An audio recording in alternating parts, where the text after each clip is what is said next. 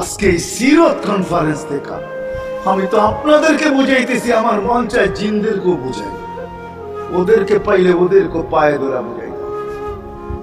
জিন ইনসানকে বলতে যে আল্লাহ পাইতে চায়, বল আগের আয়াত কি বল, ইয়াউমিল আখিরা, আর যে আখিরাত পাইতে চায় জন্য যেমন ঘড়ির কাঁটা তার জন্য যেমন, যে পায় না তার জন্য সমান। এখানের জীবন কেটে যাবে।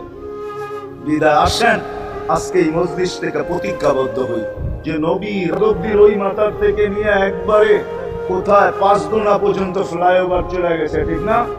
গাড়ি উঠবে এখান দিয়ে ওইখানে যে নেওয়া যাবে, কোনো জ্যাম না জট, ঠিক না?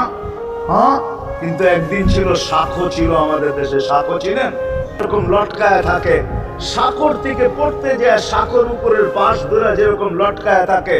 আল্লাহ রাসূল আমাদেরকে সুযোগ দিয়েছেন, একটা সময় আসবে উম্মত আমার একটা সুন্নত ধরেও যদি মউত পর্যন্ত লটকায় থাকতে পারো, তাইলে তোমাকে 100 বড় দীক্ষিত, বড় লাঞ্ছিত, বড় ঘৃণিত।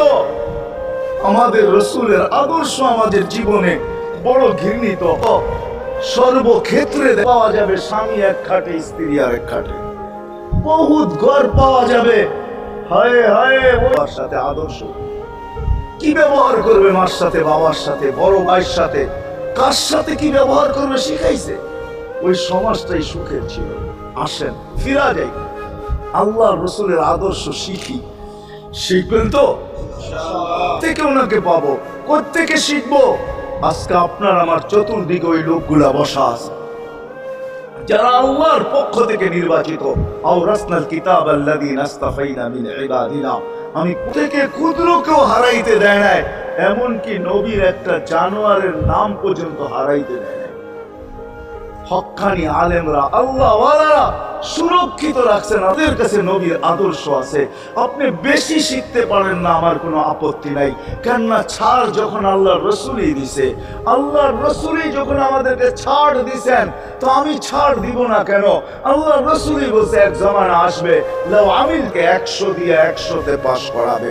আর সর্বশেষ তো এটাও বলছেন যে আমার একটা সুন্নতকে ধরে রাখো, এক শহীদের সওয়াবই জান্নাত যাওয়ার জন্য যথেষ্ট।